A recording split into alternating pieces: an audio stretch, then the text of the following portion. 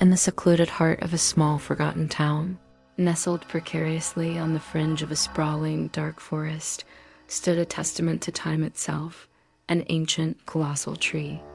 Its gnarled branches clawed at the sky, casting long, skeletal shadows over the village below. This was no ordinary tree. It was a vessel of supernatural power, a local legend whispered in hushed tones around crackling fires. The townspeople, their faces etched with a deep, inherited fear, spoke of it as a malevolent entity, a source of sorrow and disappearances that plagued their history. They warned all who would listen, especially the young and the curious, to never venture near its suffocating canopy. Stay away, they would plead, for the forest does not forgive, and the tree never forgets. But such warnings often have the opposite effect on a spirit unbound by fear. Lily, a young woman whose heart pulsed with an insatiable curiosity, found herself irresistibly drawn to the mystery. The ominous tales of the villagers did not deter her. Instead, they ignited a fire within her, a burning desire to unravel the enigma that lay hidden within the heart of the Whispering Woods. She was determined to uncover the truth, to face the secret that the ancient tree held so tightly within its wooden heart, regardless of the chilling premonitions that hung heavy in the air. Her resolve solidified, Lily stepped across the invisible threshold, separating the familiar, mundane world of the town from the untamed, mystical realm of the forest. The moment she was beneath the dense foliage, the world transformed. The air grew heavy and cold, thick with an unseen presence that seemed to watch her every move. A profound, chilling silence descended, broken only by the rustling of leaves that sounded less like the wind and more like secretive whispers. Sunlight struggled to pierce the oppressive canopy, casting the forest floor in a perpetual twilight. Strange, ethereal motes of light danced in the gloom, and shadows writhed and stretched in her peripheral vision, playing tricks on her mind. The atmosphere was charged with an eerie, supernatural energy that made the hairs on her arms stand on end. As she ventured deeper, the path grew less defined, the sounds of the town fading into a distant memory until they were gone completely. All that remained was the rhythmic thumping of her own heart and the unnerving quiet of the woods. Then she saw it. The ancient tree loomed before her, even more immense and imposing than the legends described. Its bark was a chaotic tapestry of knots and fissures, resembling 1,000 tormented faces frozen in time. Its roots, thick as pythons, writhed and twisted across the forest floor, like monstrous arms reaching out to ensnare anything that dared to come close. It was a sight of both terrible and magnificent power, a sentinel of an age long past. As she stood mesmerized by its sheer scale, a low, guttural sound began to emanate from the tree, a deep, resonant groan that vibrated through the very ground beneath her feet.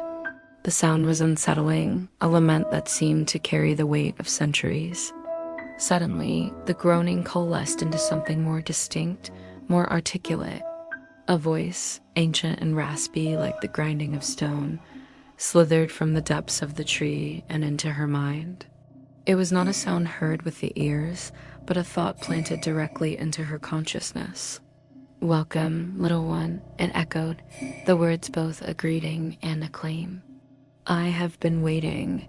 I am the watcher of this land, the witness to time itself. I have seen empires rise and fall like the turning of the leaves." Lily, though shaken, did not retreat. Her curiosity was a force stronger than her fear. She took a hesitant step closer, her hand outstretched as if to touch the coarse, living bark. The tree seemed to sense her intent, and the air around her shimmered, growing colder still. It was then that a new form began to coalesce from the swirling mist at the base of the gnarled trunk. A translucent, ghostly image of a woman materialized, her figure ethereal and sorrowful. She was dressed in tattered, archaic clothing, her face a mask of eternal despair. Her eyes, hollow and filled with a profound sadness, fixed upon Lily with an urgent intensity. "Turn back," the apparition whispered, her voice a fragile, mournful echo that seemed to carry on the wind. Do not listen to its promises. The price it demands is a torment beyond your comprehension. It will strip you of all that you are. The ghostly woman's warning was a desperate plea, a final attempt to save a soul from the fate she had clearly suffered herself. But before Lily could fully process the specter's words, the tree's powerful voice boomed in her mind once more, drowning out the ghost's faint cry. Pay her no mind, the ancient being commanded, its tone now laced with a seductive, persuasive charm. She is but a bitter memory, a soul too weak to grasp the gift I offered. But you, Lily, you are different. I can feel the strength within you. The tree began to weave its temptations, its words painting a vivid, irresistible picture of a life free from mortal burdens. It promised her a world without pain, a reality where suffering and loss were nothing but forgotten dreams. It offered her eternal power, the ability to command the very forces of nature, to be protected from every hardship and every sorrow that life would inevitably throw her way. Imagine a life where you never have to feel the sting of betrayal or the ache of loneliness, the voice purred. All this can be yours. All you have to do is accept my gift, merge with me, become part of something eternal. The ghost of the woman began to fade, her form dissipating like smoke, her silent scream lost to the tree's overwhelming influence. Lily was left alone with the intoxicating promises of a godlike existence, the whispers of unimaginable power echoing in the deepest corners of her soul. The allure of the tree's offer was immense, a siren song promising an end to all human frailty. For a long, breathless moment, Lily considered it. The vision of a life devoid of pain, of a strength that could shield her from the world's cruelty, was a potent temptation.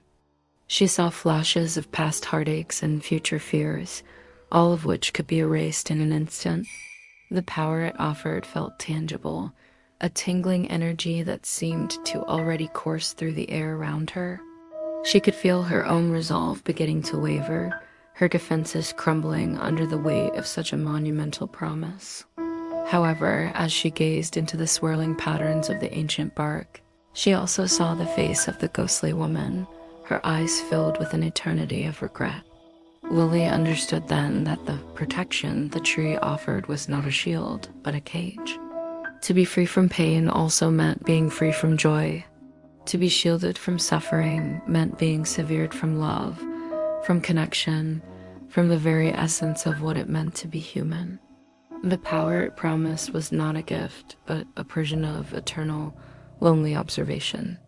In that moment of clarity, Lily found a new kind of strength, not the supernatural power offered by the tree, but the resilient, imperfect strength of her own humanity. With a deep breath that felt like her first in an eternity, she decisively rejected the tree's temptations. She took a firm step back, then another, turning her back on the ancient being and its seductive whispers. A wave of fury and disappointment washed over her from the tree, a psychic scream of frustration that shook the very air she breathed. But Lily did not look back. She walked away, her steps growing more confident as she moved towards the edge of the forest. As she finally broke through the oppressive canopy and stepped back into the familiar, sun-dappled world of the town's edge, she chanced a final glance over her shoulder. The colossal tree was gone. Where the ancient sentinel had stood moments before, there was now only an empty clearing, as if it had never existed. The forest seemed to retreat, the shadows shrinking back, and the oppressive silence was replaced by the familiar, comforting sounds of the village. A sense of relief washed over her, but it was quickly followed by a lingering, unshakable sense of unease. The ancient tree had not truly disappeared. She could feel its presence in the deep, dark corners of the woods. It had merely vanished into the shadows, a patient, timeless predator, quietly waiting in the darkness, ready to lure the next curious soul who dared to seek out its secrets. Makaisu Nyan Kyun Hot,